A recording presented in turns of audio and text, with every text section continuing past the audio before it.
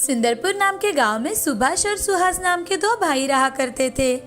बड़ा भाई सुभाष बहुत ही अमीर था और छोटा भाई सुहास बहुत गरीब था। सुभाष अमीर होने के कारण सुहास को अपने ही खेतों में काम करने के लिए रख लिया था। सुहास का स्वभाव सरल होने के कारण वो भी चुपचाप से काम कर लेता था। सुभाष के 3 बेटे थे। सुभाष की पत्नी सुधा बहुत ही लालची किस्म की औरत थी। सुभाष जब भी अपने बेटों को देखता तो उसे गर्व महसूस हुआ करता था। एक दिन सुभाष सुधा से, अरे भाग्यवान, सुनती हो, जरा चाय तो लाना। हाँ जी, अभी लाती हूँ। मैं अकेली घर का सारा काम करती हूँ, उसमें मैं थक जाती हूँ। अरे भाग्यवान, तुम चिंता क्यों करती हो? जब 3 बहुएं आएंगी तो तुम आराम ही करोगी और दहेज से भी घर भर जाएगा ना। हाँ, ये बात तो आपने सच कही है। मैं तो फिर राज करूँगी, राज। और एक वो सुहास है जिसकी 3 बेटियां हैं, वो तो दहेज दे दे कर कंगाल हो जाएगा। अरे हाँ, वो तो बेवकूफ है। मैंने उसे कहा था कि सोनोग्राफी करके लड़की हो तो गिरा दे, मगर उसने मेरी एक भी नहीं सुनी। अजी, हमसे कुछ सीख ले लेता। हमने तो अल्ट्रासाउंड करके लड़की होने पर खत्म कर दिया और आज देखो हमारे लड़के हैं, लड़के। हाँ, वो तो पागल है, उसे कुछ समझ में नहीं आता। वो कहता है कि लड़कियां माँ लक्ष्मी का रूप होती है। अरे फिर 3 लक्ष्मियां घर में होते हुए भी वो गरीब क्यों है? अरे छोड़ो उसे, उसमें कहाँ समझ है। अगर थोड़ी भी समझ होती तो हमारे यहाँ इतने कम दामों में काम थोड़ी करता। वही तो, जाने दीजिए। चलिए, सुभाष और सुधा अपना काम करने के लिए चले जाते हैं। कुछ ही दिनों में नवरात्रि का उत्सव आता है। सुहास के यहाँ हमेशा की तरह नवरात्र में माँ दुर्गा की स्थापना हुई और सुहास की पत्नी सरिता ने भी हमेशा की तरह पूरा व्रत रखा। सरिता सुहास से, आज बाजार से आते समय पूजा का सारा सामान लेकर आइए और बाजार से कुछ फल भी लाना, घर में कुछ भी नहीं है। अरे सरिता, मेरे पास तो कुछ भी पैसे नहीं है। रुको, मैं काम करता हूँ, भैया से कुछ पैसे उधार लेकर उससे सामान खरीदता हूँ। जैसे आपको ठीक लगे। थोड़ी ही देर में सुहास सुभाष के घर पहुंचता है और सुभाष से, भैया मुझे कुछ पैसे उधार दे दो, मुझे बाजार से कुछ सामान लाना है, मेरे घर में कुछ भी नहीं है भैया। अरे भाई, यहाँ भी क्या है, चलो पहले खेतों में चावल की फसल काट आते हैं, बाद में पैसे ले लेना। ठीक है भैया, चलो। सुहास और सुभाष दोनों खेतों में जा रहे थे। तभी रास्ते में एक झाड़ी के पास बहुत से कुत्ते खड़े थे और वो एक दूसरे पर चिल्ला रहे थे। ये देख। अरे इतने सारे कुत्ते इकट्ठा होकर क्या कर रहे हैं और ये रोने की आवाज कहाँ से आ रही है? सुहास ने ध्यान से सुनते हुए कहा, भैया ये आवाज तो एक बच्चे की आ रही है, चलो पास जाकर देखते हैं। अरे देखो, वहाँ कितने सारे कुत्ते हैं। भैया ये तो एक बच्ची है, कोई इसे यहाँ छोड़ गया है। अगर हमने ऐसे ही छोड़ दिया तो ये कुत्ते उसे नोच खाएंगे। अरे बेवकूफ, चुपचाप यहाँ से निकल ले। तुझे क्या करना है? वैसे भी इस समय तेरी नवरात्रि का उपवास चल रहा है और इसका खून बह रहा है, खून। तू इसे छूकर अपवित्र हो जाएगा। तो भैया आप ही इसे उठा लो, इसकी जान बचा लो, नहीं तो कुत्ते इसे मार डालेंगे भैया। अरे मैंने क्या दुनिया भर का ठेका लेकर रखा है क्या? ऐसा कहकर सुभाष वहाँ से चला जाता है। तभी सुहास एक डंडा लेकर वहाँ आकर कुत्तों को भगाता है। बच्ची को जब सुहास उठाकर देखता है तो उसे बहुत खरोच आई हुई थी। हे भगवान, ये बच्ची कितनी घायल है, मुझे इसे अभी अस्पताल लेकर जाना चाहिए। सुहास बच्ची को अस्पताल लेकर जाता है और वहाँ उसकी मलहम पट्टी करके अपने घर लेकर जाता है। घर जाकर सरिता को सारी बातें बताता है। सरिता सुहास से, कोई बात नहीं, जहाँ हमारी 3 बेटियां बड़ी हो रही है वहाँ ये भी उनके साथ रहेगी।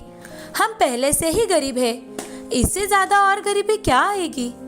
आज ना तो पूजा की सामग्री आ पाई है, ना तो फल। आज का काम कैसे चलेगा? हम क्या खाएंगे?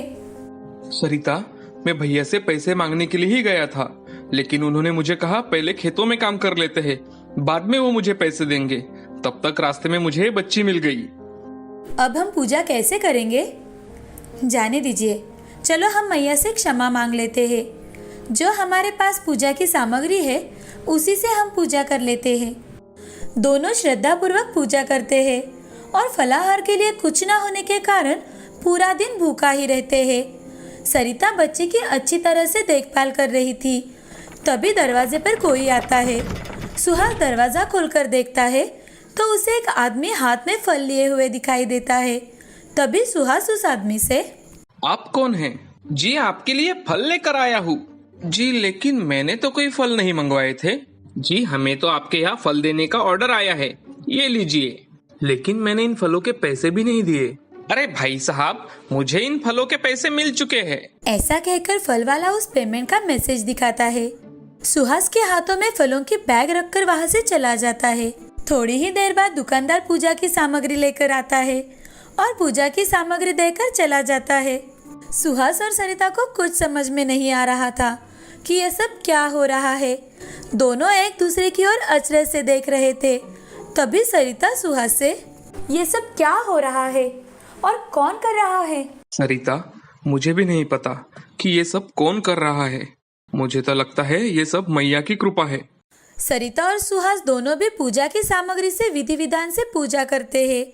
दूसरी ओर सुभाष के घर कोई पूजा नहीं थी। सुभाष कभी भी देवी मैया की पूजा नहीं करता था। उसके यहाँ रात में सभी लोग सो रहे थे। तभी घर में शॉर्ट सर्किट की वजह से आग लग जाती है। आग लग जाने की वजह से सारा घर धू धू करके जलने लगता है। बड़ी ही मुश्किलों के साथ सुभाष और उसके घर वाले अपने जान बचा लेते हैं। अब सुभाष के पास कुछ भी नहीं बचा था। वो पूरी तरह से कंगाल बन चुका था। सुभाष अपना माथा पीटते हुए, हे भगवान, मैंने कौन से बुरे कर्म किए थे जिसकी तू मुझे ये सजा दे रहा है? इस समय हम कहाँ जाएंगे? चलो मैं सुहास के घर ही चला जाता हूँ। सुहास सबकी मदद कर देता है। ऐसा सोचकर सुभाष सुहास के घर चला जाता है। सुहास के घर जाकर उसकी खुशहाली देख सुभाष बहुत चकित हो जाता है। लेकिन खुद की व्यथा बताते हुए सुभाष अपने परिवार के साथ सुहास के घर रहने लगता है। सुभाष मन में, अरे ये सुहास इतना खुशहाल कैसे हो गया? मैं तो इन सब का पता लगा कर ही रहूंगा। सुभाष सोने का नाटक करने लगता है। रात होते ही सुभाष उठकर देखता है कि छोटी सी बच्ची बड़ी हो रही है और विशालकाय देवी का रूप धारण कर लेती है, जिसके 8 हाथ होते हैं। सुभाष देखता है कि वो अपना हाथ आशीर्वाद की मुद्रा में उठाती है तो घर में नोटों के बंडल आ जाते हैं, और दूसरा हाथ आशीर्वाद के लिए उठाती है तो अलमारी कपड़ों से भर जाती है। ये देख सुभाष हक्का बक्का हो जाता है। वो डर के मारे चुपचाप अपने कमरे में जाकर सो जाता है। सुहास अगले दिन जब उठता है तो दंग रह जाता है। ये क्या? घर में तो सारी खाने की सामग्री भरी हुई है और अलमारी में सबके लिए कपड़े भी हैं। ये सब देवी मैया की कृपा है। जय हो देवी मैया की। सुहास अपना काम करने लगता है। सुभाष रोज रात के समय देखता है कि बच्ची एक देवी का रूप धारण कर लेती है और कुछ न कुछ करती रहती है। थोड़े ही दिनों में सुहास अमीर बन जाता है। सुहास और सरिता बच्ची की बहुत सेवा करते हैं। एक दिन सुभाष छोटी बच्ची से, हे देवी मैया, मैंने आपको पहचान लिया है, मुझे माफ कर दीजिए और मुझे भी आपका थोड़ा आशीर्वाद दे दो मैया। तभी छोटी सी बच्ची देवी के रूप में बदल जाती है और देवी मैया सुभाष से, सुभाष, तुम्हारे अंदर इंसानियत नहीं है। तुम कन्या भ्रूण जैसे शर्मिंदा काम करते हो। नवरात्रि में कन्याओं का कन्या भोज कराने का नाटक करते हो। सुहास ऐसा नहीं है। उसकी 3 लड़कियां हैं, फिर भी उसने एक अनाथ बच्ची को उठाया और उसे अपने घर लेकर आया। उसकी अच्छी तरह से देखभाल की, उसका पालन पोषण किया। उसी का फल सुहास को मिल रहा है। तुम यहाँ से चले जाओ। तुम्हारा जला हुआ घर पहले जैसा हो गया है। तुम्हें सुहास जैसा कुछ भी प्राप्त नहीं होगा। सबसे पहले अपने अंदर दया भाव उत्पन्न करो और लोगों में संदेश फैलाओ कि कन्याओं का वध ना करे, उनकी हत्या ना करे। नवरात्र में उनकी सच्ची पूजा यही है। मैं ऐसा ही करूंगा देवी मैया। मैं यही संदेश सब लोगों को दूंगा कि बेटियां भी बेटों से कम नहीं है। उनकी हत्या ना करे, बेटियों का सम्मान करे। सुभाष अपने पूरे परिवार के साथ घर चला जाता है। सुहास का सब कुछ ठीक चल रहा था। सुहास का सब कुछ ठीक हो जाने के बाद वो बच्ची गायब हो जाती है। आज सुहास अमीर आदमियों में से एक था। वो इतना अमीर हो जाने के बाद भी लोगों की मदद कर दिया करता था। अब सुहास के साथ साथ सुभाष भी हर नवरात्रि में देवी मैया की पूजा करने लगा था और समाज में परिवर्तन लाने के लिए मदद करने लगा। इस कहानी से हमें यह सीख मिलती है कि कन्याओं का हमेशा सम्मान करें। वो लड़कों से कभी भी कम नहीं होती। उनको समाज में समान स्थान देना चाहिए। स्त्री भ्रूण हत्या का हमेशा ही विरोध करना चाहिए। अगर लड़का घर का दीपक है तो लड़की घर की रोशनी होती है।